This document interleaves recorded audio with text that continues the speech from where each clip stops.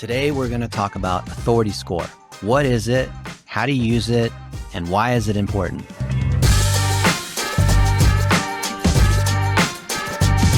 So I hope you find this useful in how you're able to grow your SEO efforts and rank more on keywords that are important to you. First off, authority score is replacing the page rank that Google used to show us a few years ago. There was something called toolbar page rank, where it was on a scale of 1 to 10. And you can think of it as a Richter scale, earthquake scale, where every order of magnitude was 6 to 10 times higher. So when you had an earthquake, there was a Richter scale 3 and one that was Richter scale 4. The 4 wasn't a little stronger than a 3. It was 10 times higher. And a 5 is 10 times higher than a 4. So a 5, an earthquake magnitude 5 is 100 times more powerful than an earthquake 3. Now, the same thing applies here when we look at domains. So in this case, I'm going to put in one of my domains, blitzmetrics.com. And it comes back and tells me that I have an authority score of 42. Well, what does that mean? It's 42 out of 100. Does that mean like half, 50%? No. An authority score that is below 20 is usually for a small business site, like a local chiropractor, for example, or a personal blog. Personal blogs might even be 5 or 10 because it doesn't have all the factors that drive authority, which I'll explain in just a moment. A medium-sized site, like a local newspaper, might be a 30 or a 40. A site that is national, that is in e-commerce, for example, and is reasonably large, might be a 60 or a 70. Something like a Facebook or a Google or a LinkedIn is going to be a 100 or maybe 95 plus. A New York Times might be like a 95. So major sites, like I can look at BuzzFeed. What are they? Probably 90, no, 79. Close. Actually, it's not even close, because if we call that an 80 and a 90 is 10 times stronger than an 80, which is 10 times stronger than a 60. So if you look at the amount of power that these domains have, what is it that drives the authority score? It's the amount of link juice that they're able to pull in. So every time a site links to you, they're basically voting for you and they're passing you some link juice.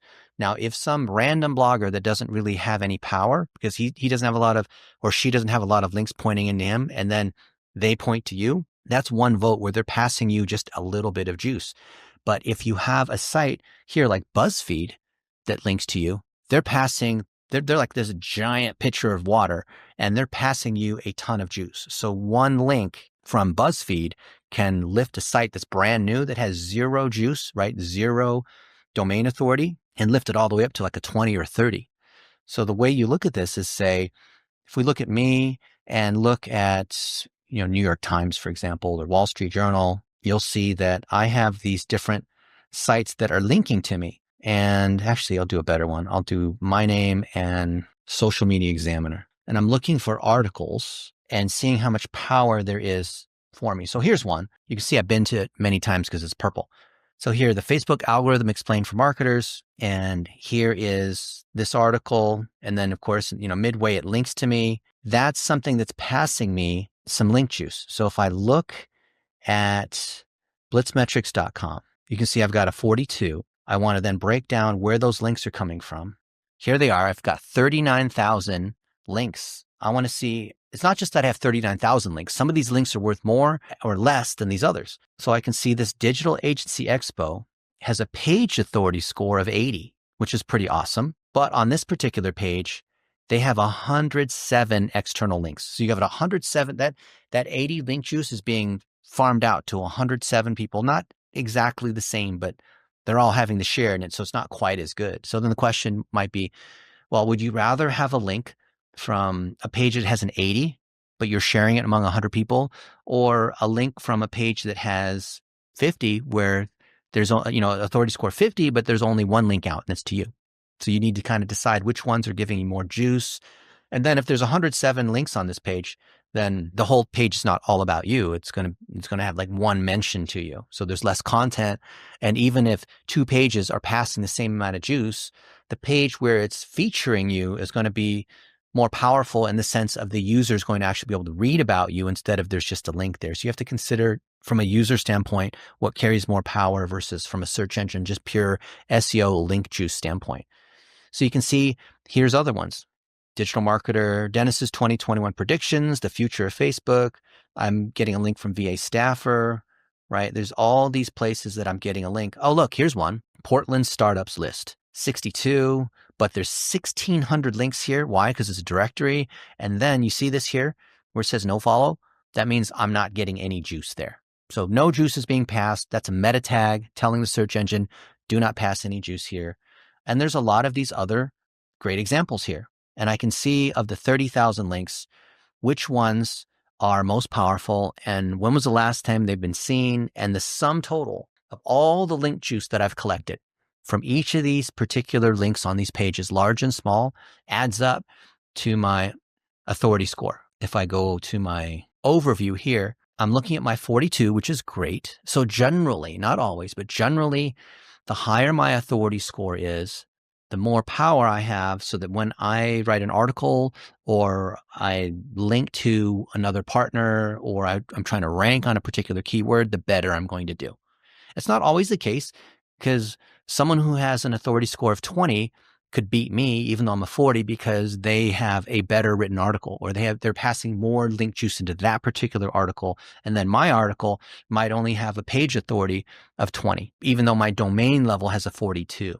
So if I look at my domain as a 42, everything that's a link away will be about a 30. Everything that's 2 links away might be a 20. So just because the domain has a 42, the page itself might not carry that much power. So at the domain level, you can see that these 902 domains drive the 39,000 links. So what does that mean? On average, each of these domains has 30 or 40 links. Why? Well, on Digital Marketer, I've written multiple articles. For Social Media Examiner, I've spoken at their conference multiple times, and you can see that some of this stuff is here. Or I've been on someone's podcast multiple times.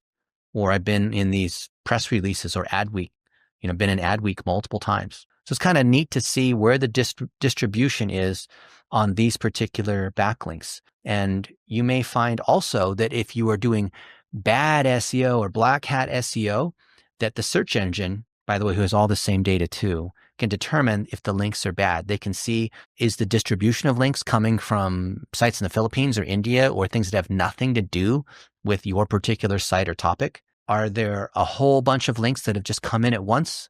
So it's unnatural looking link velocity. Maybe somebody bought a bunch of links. Maybe they are directory footers. Maybe the anchor text all says free Viagra or says things that don't look natural. So in this case, for Blitzmetrics, I'm looking at the anchor text, and this looks relatively natural because they're linking on Blitzmetrics, Facebook for $1 a day, my name, blitzmetrics.com. You'll see the name and then the .com, right? A bunch of these have no anchor, which is okay. A lot of people will think, well, every one of these we should fix to a keyword we want to rank on. Like, look at these ones that say visit website. We have 41 people that are linking to us with the anchor text, the blue link text, as visit website. We should change it to Facebook advertising or whatever keyword we want. Don't do that, because when you do, the search engines notice that and they will assign something that's called an OOP, an over optimization penalty, where if you do too much of it, then they know that you're trying to trick them and it will actually backfire and hurt you. So I can see here are the 41 folks that are linking to me, and here it is, right? Social Agency Scout. Oh, look, these ones we actually lost. That's not good. Oh, look, we lose that link. Probably need to reach out to them and say, hey, can we fix this web page? Usually the web page died or some weird thing happened, right? This is when you're doing SEO. But then you're looking at, well, do I want to reach out to these people? Because I've got 38,000 links or whatnot. Which ones are worth actually looking at? Well, the ones that carry enough juice that I care about it. So here, the page authority score is a 9, an 8, a 7. I don't really care that much about that. If I have a new site and my domain authority is a 15 or a 20 or even less, then I probably do care about rescuing these 8s and 9s. But if I'm up at a 40, 50, 60, I don't really care about the 9s as much. I want to rescue the ones that are 20s and 30s. I'm going to prioritize that. So the sum of all these links is what drives your domain authority, the authority score at the domain level, and you can track it over time. It's beautiful. Look, sometimes it goes up and down. And you might say, well, why did it go down? Why did it go from a 45, you can see here, to a 44, 42, then it's back up, and then it goes up and down. It's just like the stock market. Sometimes the stock market goes up 5 points one day and down a certain number of points the next day. Even if you do nothing, your authority score can go down. Why? Because there's just more competition in the internet, and the bar necessary to be a 42 may increase because there's just more and more sites. So even if you stay in the same place, the entire internet is moving up in terms of competition. And then sometimes, even if you do nothing, your authority score, your domain authority can increase because there's someone who mentioned you and you didn't even know about it, right? So you need to look at where your links are. You need to look at where you get mentioned. You need to look at where you're associated with the friend who links to, like someone else who links to you, but then they get a huge amount of link juice to them. So the links that then came to you are now more powerful because they had more link juice from something you had nothing to do with. So don't think too much about this authority score, but just see it as a general trend of how much power generally someone has. So if you're looking at a potential client that you want to do SEO for, and they claim that they're a big e-commerce provider or whatnot, and you see their authority score is a 20, I don't really know about that, right? Or if there's someone who has an authority score of 60 plus, you probably want to work with them. That means they got a lot of link juice. It means it's going to be relatively easy to rank on the keywords that you want because you can see the number of pages that they have. You can see the keywords that they're ranking on. You can see all this kind of stuff here, right? That's the beauty. It's all right here. And we can see where these links are coming from, the keywords. Remember I said that the search engines are looking at the relative distributions. So if I see everything here is in like 0 to 10, like spammy domains, that doesn't look very natural. But this looks pretty natural. The distribution of all of these, they look pretty natural. I've got a reasonable mix of .com and .org, .india, 4%. Maybe that's a little higher than I would typically see.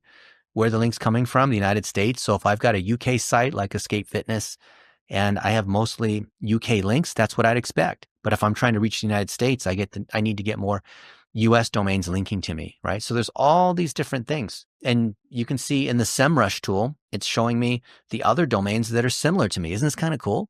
So these are friends of mine, Sunny and Andrea, Traffic and Conversion Summit. And I can think about where I can try to get more juice off of other links that have already given me juice. So if I know that I've got a bunch of stuff on Traffic and Conversion Summit, I probably need to blog more there. So the beauty of authority score is that I can increase my authority score by just looking at where my authority score is coming from.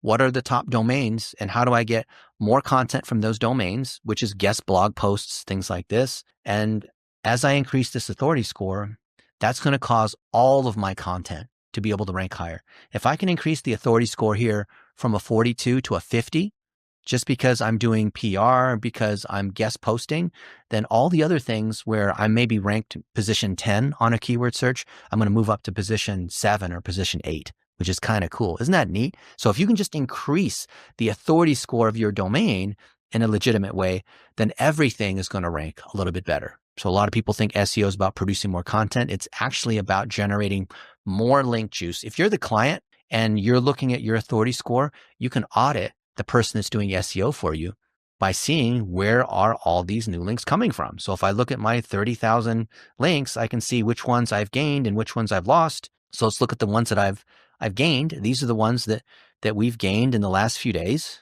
And I can see that if someone was doing SEO for me, here's where they're doing the link building, right? There's no way for an SEO to hide. And my authority score counts because I want to see which of these, are they getting me high quality links? The SEO might say, yeah, I got you 1,000 new links last month. Great. Well, how much power did any of them have and were they topical? So this Alexa top domain list, that doesn't really count because you can see here in the orange, it's all no follow. And then if I look at the ones that might be decent, revenue, early stage insights. Okay. Play the long game on B2B growth. That's related to what we do. These are people that are linking to us because we've written some good articles or whatnot, right? So I can see where with SEO, we are constantly gaining and losing links.